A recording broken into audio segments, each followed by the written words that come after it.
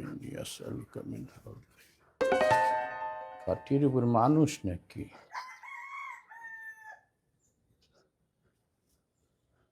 এই কেডা এর ভিতর? এই কেডা? এই সামরা, তুই কেডা? হ্যাঁ, মসজিদের ভিতর কি? হ্যাঁ, আমি অপরাধী। তুই দুনিয়ার অকাম কুকাম কইরে এই আল্লাহর ঘরে আইসে পলাইতে না? তাও আবার মরার খাটের উপর। পুলিশের দাবড় খেয়েছে আমারে, একটু বাঁচাবার, আমার একটু বাঁচান, আমার একটু বাঁচবার দেন। তুই বাঁচার জন্য আর জায়গা পাইলি না, মসজিদে খাটাই দিস সব বাইরে আইসে, নামাজ নাই কালাম নাই, অপরাধ করে বেড়াই আইসে মসজিদে। বাইরে বাইরে মসজিদতে বাইরে তুই। মসজিদ অপরাধ করে পলানোর জায়গা না, মসজিদ হইলো তওবা করার জায়গা। অপরাধ করবি মসজিদে এসে আল্লাহর কাছে মাফ চাবি। যা আমরা পাক পবিত্র ইয়ে।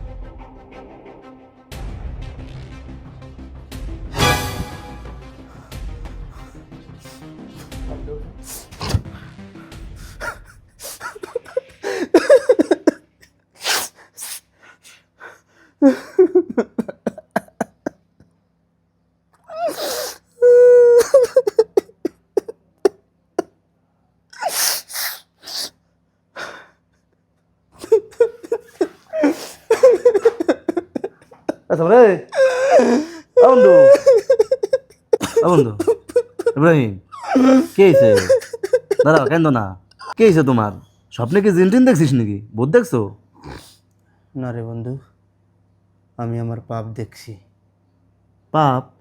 সেটা আবার কি? তাইলে শোন গতকালকের ঘটনা। হ্যালো, আবার অসুস্থ পড়ছে? আচ্ছা ঠিক আছে, আমি ওষুধ নিয়ে আসতেছি, এখনই আসতেছি।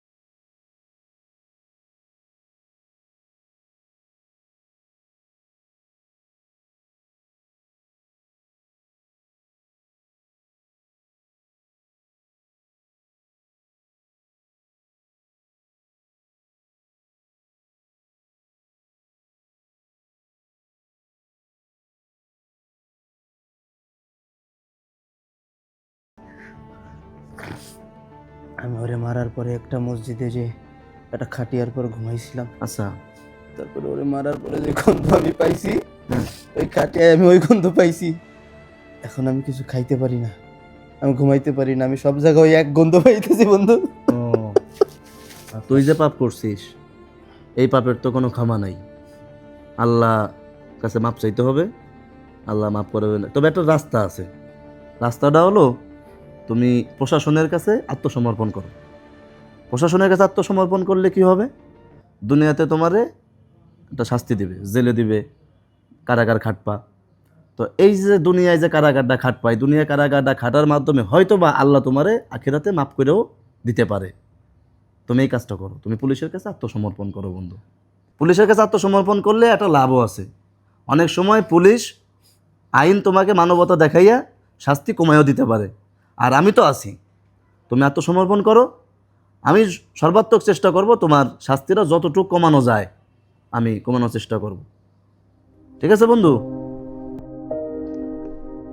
ঠিক আছে বন্ধু, আমি প্রশাসনের কাছে আত্মসমর্পণ করব।